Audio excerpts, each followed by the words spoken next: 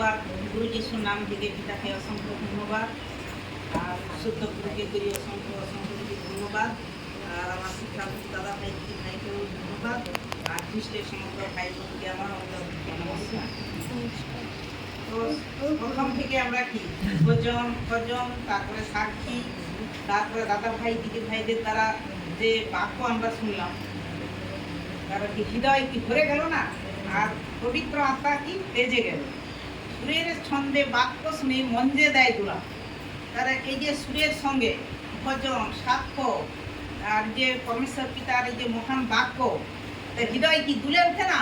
যারা নতুন, হৃদয় যে সুরের ছন্দে বাক্য শুনে হৃদয় যে দেয় দোলা, মানে যে নতুন জন তার হৃদয়টা দোলা দিবে যে এই তো সুন্দর ভজন, বাক্য, আর হচ্ছে যে সাক্ষ্য, এই নতুন আরে এরকম কাজ কি হয়, তার মানে কি তার মধ্যে শয়তানটা নড়ে চড়ে উঠল যে এ ঈশ্বরের পবিত্র আত্মা শ্রবণ করতেছে। হ্যাঁ, নতুন জন। আর বিশ্বাসী জনের পক্ষে কি না, উদাস মনে শুনে তোমরা করো না উপায়। এবারে যারা বিশ্বাসী জন তারা যেন উদাস মনে না যেন শুনি।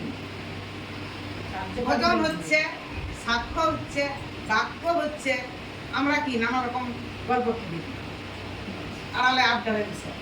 সেই জন্য বলছে যে উদাস মনে শুনো না, একটু শুনতেছি, গল্প করতেছি, সেই করে ও কথা বলছে, সে কথা বলছে, এই যে নানা রকম আমরা কথা বলা, এটাতে আমাদের মন কি হয়, চঞ্চল হয়ে যায়, উদাস হয়ে যায়, শয়তানের বিরুদ্ধে কাজ করে। পরমেশ্বর পিতার বাক্য না শুনে এই মনটাকে তোমার এলোমেলো করে দিল। এই জন্য উদাস মনে শুনে তোমরা করো না অবহেলা। এই যে উদাস মনে যে বাক্য যা শুনবে, এ শোনা তোমার দামই রইল না। কারণ যে ব্যক্তি পরমেশ্বর পিতা যে ব্যক্তির দ্বারা বলাচ্ছে বাক্য, সে বাক্যটা তুমি সুন্দরভাবে গ্রহণই করনি। যখন স্কুলে মাস্টার অঙ্ক বুঝে আসে তো বুঝতে হবে, বলে যখন অঙ্ক বসাচ্ছে, তুমি যদি নেই বলো, তুমি যদি বন্ধুদের সাথে গল্প করে, আরে সেই তো নিয়মটাই তো আমি জানলাম নি যে অঙ্কটা কী করে শেষ হবে। সুতরাং যেন আমরা কি সর্বদা যেন যখন বাক্য হবে কি সাক্ষ্য হবে, তখন যেন আমরা সেইগুলাকে কি গ্রহণ করি।